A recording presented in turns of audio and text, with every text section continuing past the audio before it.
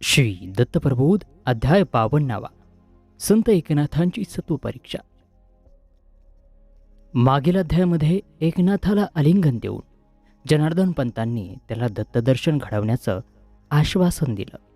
पण नंतर त्यांना वाटलं की अजून ह्याला तावून सुलाखून घेतलं पाहिजे, काही काळ आणखी जाऊ द्यायला पाहिजे. जनार्दन पंत त्यानंतर एकनाथांवर विविध प्रकारच्या जबाबदाऱ्या टाकू लागले. कौमारी अवस्था संपवून तारुण्यात प्रवेश केलेला एकनाथ ती सर्व कामं अगदी सहजतेनं करी. एकनाथाचं वागणंही मोठं विशुद्ध होतं, पवित्र होतं. तारुण्यानं मोसमोसलेलं आरोग्य संपन्न असं त्याचं शरीर कित्येकांना वेढं लावित असे. पण एकनाथ वासनेपासून दूर होता, अध्यात्म साधनेत दंग होता. अशातच त्या नगरात एक आश्चर्य घडलं. त्या नगरात एका ब्राह्मणाच्या घरी त्याची विधवा मुलगी राहत होती. अतिशय लावण्य संपन्न, तारुण्यानं मुसमुसलेली, साक्षात रंभा उर्वशीच. नवरा लहान वयातच गेल्यानं तिच्या वासना अतिशय जागृत होत्या, तेजाळ होत्या. घरातले उत्तम संस्कार असूनही तिच्या हातून दुराचरण घडलं. ती आपल्या जाराकडे जाऊन आपल्या वासना भागवू लागली आणि त्याचा व्हायचा तोच परिणाम झाला. तिला दिवस गेले, ती गर्भिणी झाली. दिसामासानं तिचं पोट वाढू लागलं. लोकात चर्चा सुरू झाली. जो तो कुलटा म्हणून तिच्याकडे बोट दाखवू लागला, तिला नावं ठेवू लागला. ब्राह्मणानं तिला घराबाहेर काढलं. कुलाची बेअब्रू केली म्हणून तिला हीच शिक्षा योग्य होती. तिला घराबाहेर हाकलवून दिलं. ब्राह्मणी स्वस्थ बसली नाहीत. त्यांनी हे कृत्य दिवाणात कळवायचं ठरवलं आणि त्याचा सोक्षमोक्ष लावायचा असा निश्चय केला. ब्राह्मण आणि ब्राह्मणीचा हा निश्चय कळताच जारीन घाबरली, भयानं थरथरू लागली. आता भर दरबारात सर्वांसमक्ष आपली बेआबरू होणार, आपली धिंड निघणार, विटंबना होणार म्हणून ती ओशाळली. तिला काही सुचेना. शेवटी ती आपल्या लंपट जाराकडे गेली. तिचा जार म्हणजे पूर्वी बादशहाच्या दरबारातला दिवाण होता. त्याच्या गैरकारभाराबद्दल त्याला काढून बादशहानं जनार्दन पंतांची नेमणूक केली होती. त्याचा त्या लंपट माणसाला मनस्वी संताप आला होता. त्यानं या गोष्टीचा मनात डोकं धरला होता व तो सूड घेण्याची संधी शोधत होता. जनार्दन पंतांच्या सत्शील वागण्यानं आणि कर्तव्यदक्ष काटेकोर कामामुळं त्याला तशी संधी मिळेना. पण एक संधी घेण्याचा त्यानं निश्चय केला. तिनं आपली व्यथा जेव्हा त्या जाराला सांगितली तेव्हा तो तिला म्हणाला, तू कशाला काळजी करतेस? अगदी निश्चिंत राहा. मी तुला एक युक्ती सांगतो. त्याप्रमाणे सगळं तू दरबारामध्ये सांग. कोणती युक्ती सांगणार आहात? एखाद्या युक्तीनं होण्यासारखं हे काम नाहीये. त्यावरती तो जार म्हणाला, मी सांगतो ते ऐक. येवन दरबारात जनार्दन पंतांचा कारभारी एकनाथ हा सर्वांना प्रिय आहे. जनार्दन हा माझा शत्रू आहे. कितीतरी दिवसांपासून त्याचा काटा काढायच्या विचारात मी आहे. ती संधी आज आली आहे. ती कशी काय? मूर्ख स्त्री, तुला दिवाणात धरून नेल्यानंतर तुझा जबाब लिहून घेतील. त्या जबाबात तू निर्भयपणानं असं लिहून द्यायचंस की माझ्या गर्भाचा मालक जनार्दन पंतांचं कारभारी एकनाथच आहे. त्यावरती ती म्हणाली, त्याच्यासारख्या सज्जन आणि पापभिरू माणसाला यात कशासाठी गुंतवायचं? त्यावरती तो म्हणाला, तुझ्या आणि माझ्या हितासाठी. एकनाथाचं नाव ऐकताच तुला सोडून देतील. तुझी विटंबना होणार नाही, पण जनार्दन पंतांची नाचक्की होईल. त्यांच्या तोंडाला काळोखी फासली जाईल. हेच मला हवं आहे. पोटची सगळी तुझी सोय मी करेन, पण मी सांगितलं तसा जबाब तू दिवाणात लिहून दिला पाहिजेस. जारानं रचलेल्या कारस्थानाला संमती देऊन जारीने घरी गेली. जारही निश्चित होऊन पुढं काय घडतं याची वाट पाहू लागला. इकडे ही वार्ता दिवाणात गेल्यानंतर कोतवालानं त्या स्त्रीला धरून आणण्यासाठी 4 शिपाई पाठवले. त्या शिपायांनी तिला धरून आणलं. तिची चौकशी सुरू केली. तेव्हा ती जारीने संभाविताचं आवाहन म्हणाली, हे कृत्य कुणी केलं हे सांगायची मला लाज वाटते. तसं नाव उच्चारायला माझी जीभ रेठत नाही. हे कुलटा स्त्रिये, विधवा असूनही परपुरुषाचा संग करताना आणि हे असली थेरं करताना तुला लाज वाटली नाही? तिथं त्याचं नाव घ्यायला कसली लाज? मुकाट्यानं त्याचं नाव सांग. कोण आहे तुझा जार? कोतवालानं जराही दयामाया न दाखवता तिला हडसून खडसून विचारलं. तेव्हा ती मुसमुसून रडू लागली. तिला रडताना पाहून कोतवाल जरा नरमला. त्यानं विचारलं, तुला रडायला काय झालंय? त्यावरती ती म्हणाली, रडू नको तर काय करू? ज्यानं माझ्यावरती बलात्कार केला तो बादशहाच्या दरबारातला फार मोठा मानाचा अधिकाराचा माणूस आहे. मी एक अबला. त्यानं माझ्या परिस्थितीचा गैरफायदा तर घेतलाच. माझं सर्वस्व लुटलं, मला बदनाम केलं. असं म्हणून ती आणखी मोठमोठ्याने हुंदके देऊन रडू लागली. त्या सुंदर ललणीचं सहायता बघून कोतवालाचं मन द्रवलं. त्यानं तिला समजावलं, तिला धीर दिला, न्याय मिळवून देण्याचं आश्वासन दिलं आणि तिच्या त्या उच्च पदस्थ जाराचं नाव पुन्हा विचारलं. तू खरं खरं सांगितलंस तर तुला पूर्ण अभय देईन असं म्हटलं.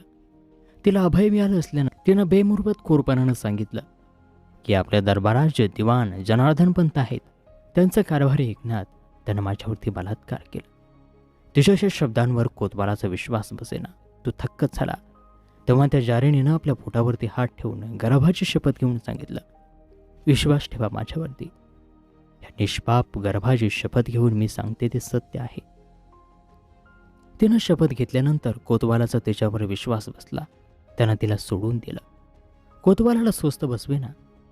त्यानं ही सारी हकीकत बादशहाला सांगितली. बादशहाचा या सांगावंगी बातमीवर विश्वास बसेना. एकनाथांची योग्यता तो ओळखून होता. त्यानं ह्या बातमीचा पक्का निर्णय करायचा ठरवला आणि जनार्दन पंतांना बोलावणं धाडलं. जनार्दन पंत लगबगीनं आले.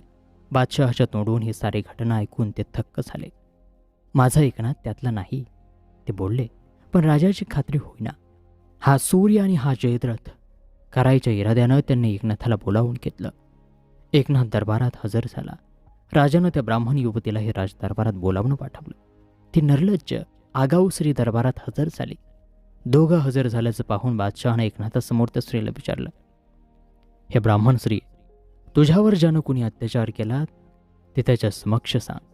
बादशहाचं बोलणं ऐकून ती स्त्री तर अधिकच हुशारली. एकनाथाकडे बोट करून म्हणाली, ह्यानं माझी आबरू लुटली. हाच माझ्या गर्भाचा धनी. एकनाथ या वाक्यानं 2 क्षण सर्द झाला. त्याला काय होत आहे, आपण काय ऐकत आहोत हेच काही समजेना. स्वतःला सावरत तो त्या स्त्रीला म्हणाला, माते, तुझा काहीतरी गैरसमज होतो आहे. यापूर्वी मी तुला कधी पाहिलं देखील नाही. परस्त्री मला माते समान आहे. मग तिला स्पर्श करणं तर दूरच. तुला फसवणारा पापी माऊली दुसरा कोणीतरी असेल, मी नाही. त्या स्त्रीचं धाडस एवढं ताणकं की एकनाथ इतका कळवळून बोलत असूनही ती लाजली नाही, थोडीही शरमली नाही. उलट खोटेपणानं रडण्याचं सोंग करीत ती आक्रंदली. महाराज हा मला फशी पाडतो आहे. करून सवरून मी केलं नाही असं म्हणतो आहे. आता मी काय करू? माझी आबरू तर लुटी गेलीच आहे, पण आता भर दरबारात ह्यानं स्वतः कृत्य नाकारून माझे थिंडबडेही काढले हो. माझं सत्यानाश केला ह्यानं. त्या स्त्रीचा तो विलोप ऐकून राजालाही वाटलं की वय असतं, मोह पडतो, पाऊल फसतं. तसाच मोह ह्या देखण्या तरुण एकनाथाला झाला असेल आणि त्याने त्या मोहाच्या क्षणी या स्त्रीचा उपभोग घेतला असेल. म्हणूनच ती स्त्री भर दरबारात एवढ्या ठामपणानं एकनाथांवर आरोप करते आहे आणि एकनाथ न बोलता ते ऐकून घेतो आहे. एकनाथ सारे शांतपणानं ऐकून घेत होता. दरबारातले सारे आपापसात कुजबुजत होते. काही टवाळ म्हणत होते, बराच चांगला जोडा जमलाय.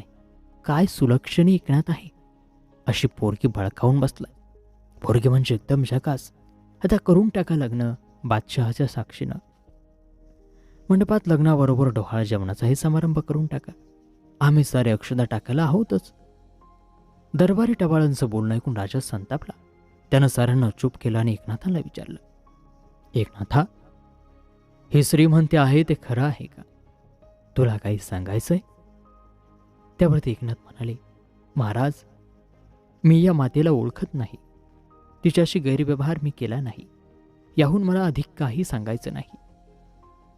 त्यावरती महाराज म्हणाले, तू नाही म्हणतोस, पण ही स्त्री तर गर्भावर हात ठेवून त्याची शपथ घेऊन तुझंच नाव सांगते आहे. मग आम्ही विश्वास ठेवायचा कुणावरती? तू हे कृत्य केलं नाहीस, त्याला पुरावा काय? त्यावरती एकनाथ म्हणाले, महाराज, मी सत्यच सांगतो आहे, पण आपल्याला पुरावाच हवा असेल तर ह्या मातेच्या पोटातील गर्भच आपल्याला आपल्या जन्मदात्याचं नाव सांगेल. एकनाथांचं हे उत्तर ऐकून सारी प्रजा चपापली. त्या स्त्रीचं तोंडही गोरमोर झालं. आश्चर्यानं राजानंही हा वाचला. गर्भ सत्य सांगणार, गर्भ बोलणार, हे कसं शक्य होतं? एकनाथानं जनार्दन पंतांच्या चरणाला हात लावला. ते धूळ आपल्या मस्तकी लावली आणि त्या स्त्रीला पुढं बोलावलं. माते, अशी पुढे ये. तुझ्या गर्भावरून मला हात फिरवू दे, त्यांच्या संवेदना जागृत करू दे. एकनाथानं त्या स्त्रीच्या पोटावरून 2दा हात फिरवला आणि दयार्द स्वरात साथ घातली. बेटा, तुझा जन्मदाता कोण आहे हे सत्य तू आपल्या मुखानं इथं जमलेल्या साऱ्यांना सांग आणि मला मुक्त कर. दरबारात विलक्षण शांतता पसरली होती. जो तो त्या कोवळ्या भरकाचे शब्द ऐकायला उत्सुक झाला होता. इतक्यात आकाशवाणी व्हावे तसे शब्द उमटले. नाथा, यात तुमचा काहीच दोष नाही. माझ्या जन्माचं दातृत्व या राजाच्या पूर्वीच्या यवन दिवाणाकडे जातं. ही माझी माता कुलटा आहे, जारिणी आहे. आपलं पाप लपवण्यासाठी आणि जनार्दन पंतांवरती सूड उगवण्यासाठी त्या यवन दिवाणानं हे सारं कारस्थान रचलं आणि तुमचं नाव घ्यायला सांगितलं. मातेनं तुम्हाला बदनाम करण्यासाठी तुमचं नाव घेतलं, पण तुम्ही मुक्त आहात, निर्दोष आहात. शर्मेनं त्या स्त्रीचा चेहरा काळा ठिक्कर पडला होता. तिची नजर वर उचलली जात नव्हती. इतका वेळ बेशरमपणे बडबडणारी निर्लज्ज जीभ टाळूला चिकटली होती. जनार्दन पंथांना अतीव आनंद झाला. साऱ्या जमलेल्या लोकांनी एकनाथांचा जय जयकार केला, त्या कुलटेचा धिक्कार केला. बादशहानं त्या यवन दिवाणाला कैद करून आणलं आणि त्या दोघांची गाढवावरून धिंड काढून त्यांना शासन दिलं. एकनाथांवरचं किटाळ दूर झालं. अशा प्रकारे दिवस जात होते. जनार्दन पंतांनी सगळी जबाबदारी एकनाथांवर सोपवली होती. दिवाण म्हणून सर्व हिशेब एकनाथ पाहत होते. एक दिवस जनार्दन पंतांनी एकनाथांजवळ सगळा हिशोब पाहायला मागितला. एकनाथानं खरडा खातावणी काढून झडती घेतली, जमेचा आकार मांडला, खर्चाचा मेळ काढला, त्यातून बाकी किती उरते ते पाहिलं, ताळा गोळा केला आणि ताळा करताना त्यांच्या लक्षात आलं की एका आकड्याची कुठंतरी गफलत होते आहे. ताळा बरोबर येत नाही, बेरीज चुकते आहे. एकनाथ विलक्षण अस्वस्थ झाला. काय करावं त्याला सुचेना. कुठं चुकत आहे हे समजेना. एकनाथाला जेवण खाणं काही सुचेना. जनार्दन पंतांची सारी सेवा पार पाडून रात्री त्यांना झोप लागेपर्यंत त्यांचे पाय चोरून एकनाथ मध्यरात्री पुन्हा हिशेब लिहायला बसला. तन मन अर्पून तो सारा हिशेब डोळ्यात तेल घालून करत होता. चूक होऊ नये याची खबरदारी घेत होता. जनार्दन पंतांना अचानक जाग आली. दिवा पाहून ते उठले. त्यांनी बघितलं, एकनाथ हिशेब करत होता. त्याला कसलंच भान नव्हतं. रात्रीचे प्रहर उलटत होते, पण एकनाथ आपला जागाच होता. अंथरुणावर जनार्दन पंत सुद्धा जागे होते. इतक्यात त्यांनी एकनाथानं अतिशय आनंदानं वाजवलेल्या टाळ्या आणि त्याचं दिलखुलास हास्य ऐकलं. एकनाथांना चूक सापडली होती. एका आकड्याची चूक सापडून ताळा बरोबर जमला होता, अचूक निघाला होता आणि म्हणून न राहावून एकनाथ अत्यानंदानं ओरडला होता. सापडला रे, सापडला. एकनाथ, काय सापडलं? गुरुजी, एका आकड्याची चूक होत होती, तो सापडला. हत्तीच्या, अरे श्रीहरी सापडल्याच्या थाटात तो ओरडला, सापडला रे सापडला. त्या आकड्यासाठी का तू इतका एकाग्रचित्त करून हिशेब करत बसला होतास? नाथा, हीच एकाग्रता समरसता त्या श्रीहरीच्या दर्शनासाठी लावलीस तर तुझ्या आयुष्याचं सार्थक होईल. त्यावरती नाथ म्हणाले, गुरुजी, माझी हीच इच्छा आहे. आपणच मला अनुग्रह देऊन तारा, माझ्या भावदुःखांचं हरण करा. असं म्हणून एकनाथानं दौतलेखनी सद्गुरूंच्या पायी ठेवली आणि हिशेब सादर केला. हा नरदेह सालमजकूर पाहतो. कर्म म्हणजे पूर्व गुदस्थ, अक्षर प्रेम म्हणजे प्रेमपत्र असं धरून आपल्याला मी हा झाडा देतो. हा झाडा म्हणजे नरदेहाचा झाडा, अज्ञानाची बाकी उदंड आहे. म्हणून मी आपल्याला शरण आलो आहे. खुदखद हे सोह अक्षरे आहे, ते मी माझ्या शिरी धारण केले आहे. मी आपल्या पायाशी आलो आहे, मला उद्धारून न्या. एकनाथाला आपल्या हृदयाशी धरून जनार्दन पंताने त्याला रामनामाचा तारक मंत्र दिला. त्या मंत्रानं एकनाथ मनात स्वस्थ झाले. आपली नित्य नैमित्तिका आवरून जपजाप्य करू लागला. एक दिवस जनार्दन पंत त्याला म्हणाले, तुला आता अवधूत दर्शन घडवतो. आपण वनविहारासाठी जाऊ. वाटेत काहीही झालं तरी तू माझी कास सोडायची नाहीस. मी ज्यांच्याशी जसं वागेन, जसं बोलेन तसंच तू बोलायचंस. घाबरून पळून जायचं नाही. मी तुझं कधीही अहित करणार नाही. जनार्दन पंतांच्या बोलण्याला संमती देऊन एकनाथ त्यांच्याबरोबर निघाला. चालता चालता त्यांनी कितीतरी पर्वत ओलांडले, जंगलं पार केली. चालून चालून एकनाथ दमला होता, पण गुरुची पाठ त्यानं सोडली नव्हती. एवढ्यात त्यांना समोरून रेड्यावर बसलेला एक अकराळ विक्राळ येते त्यांना दिसला. तो दिसायला अत्यंत हिडीस क्रूर दिसत होता. रेड्यावर पाठीमागं त्याची वृद्ध आई बसलेली होती. एकनाथाला त्याला पाहून थडकी भरली. तो यती त्यांच्याच दिशेने येत होता. जनार्दन पंत मात्र जराही न थांबता आपला मार्ग आक्रमत होते. नाईलाजानं एकनाथालाही मागोमाग जाणं भाग होतं. एवढ्यात तो यती रेड्यावरून खाली उतरला. आपल्या कर्कश स्वरात तो ओरडून आपल्या मातेला म्हणाला, "थिरडे, मला अतिशय भूक लागली आहे. काय असेल ते रांधून खाल. चल आढाप लवकर." म्हातारीनं 3 दगड मांडले, जाळ पेटवला, हंडा ठेवला. रेड्यावर जी पथारी होती त्यात कोंबड्यांची टोपली होती. त्या टोपलीतल्या कोंबड्या तिनं काढल्या, त्यांच्या मुंड्या मुरगळून त्या हंड्यात टाकल्या. कबूतरही माना मोडून टाकले, पण हंडा काही भरेना. तेव्हा बरोबर असलेली कुत्री, मांजर तिनं त्या हंड्यामध्ये टाकली, तरीही हंडा आपला तळालाच. ते पाहून त्या क्रूर यतीला अत्यंत संताप आला. त्यानं आपल्या हातातल्या फरशीनं रेड्याचे 4 तुकडे केले आणि तापलेले हंड्यात टाकले. खाली चुलीतला जाळ रसरसून पेटला होता. म्हातारीनं आत हंड्यात डोकावलं. ती निराश झाली. हंडा तरीही रिकामाच होता. तिनं आपल्या मुलाकडे यतीकडे पाहिलं. यती क्रुद्ध झाला होता. तो संतापाने म्हातारीच्या अंगावर धावला आणि त्याने म्हातारीची खांडोळी करून हंड्यात टाकली. हंडा पूर्ण भरला. हंड्यातलं बडंब रटारटा शिजू लागलं. हे सारं भयंकर दृश्य एकनाथ थिजून पाहत होता. त्याचं रक्त गोठलं होतं. शिसारी आली होती. केव्हा इथून पळून जातो असं त्याला झालं होतं, पण एवढ्यावर भागणार नव्हतं. रटारटा शिजलेला मांस त्या यतीनं आधाशासारखं आपल्या थाळीत वाढून घेतलं आणि इकडं तिकडं बघितलं. जनार्दन पंत आणि एकनाथ त्याच्या दृष्टीस पडले. त्याला अतिशय आनंद झाला. त्यानं हर्षानं त्या दोघांना हाक मारली, "आओ बवन, खाणं खाव." आणि त्यांच्या संमतीची वाट न बघता त्यांच्या थाळ्या त्यानं तयार केल्या. एकनाथांच्या अंगावर सरसरून काटा आला. त्याचं पाऊल पुढे उचलेना. जनार्दन पंत मात्र त्या यवन यतीनं बोलावताच अत्याआदरानं पुढं गेले आणि त्याच्याच थाळीत खायला बसले. भाऊ भाऊ असल्यासारखे दोघं भुडके मारून चिपू लागले. एकनाथाला मात्र हे सहन झालं नाही. तो शक्य तितक्या वेगानं दूर पळू लागला.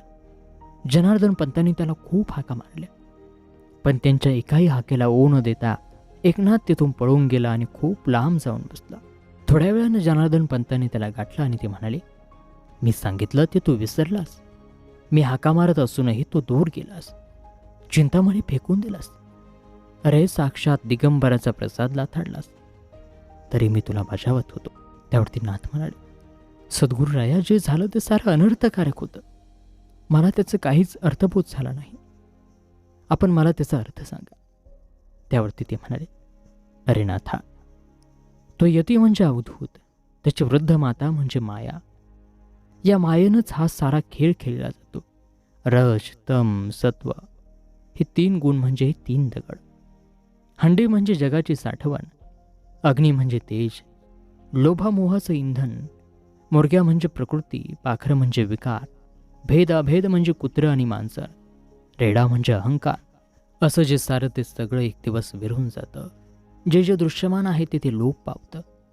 उरतं ते फक्त परब्रह्म चैतन्य, परब्रह्म परेश, तोच तो जगद्गुरु अवधूत. तो अवधूत साक्षात तुझ्या दारी आलेला असताना नाथा तू त्याला डावललंस, पळून गेलास." जनार्दन पंतांच्या या बोलण्यानं एकनाथाला उपरतीच आली. तो अनन्य भावानं गुरुला शरण गेला. गुरुनं पुन्हा दर्शन घडवण्याचं कबूल केलं. असेच काही दिवस गेले. एकनाथाला बरोबर घेऊन पंत तीर्थाटनाला निघाले.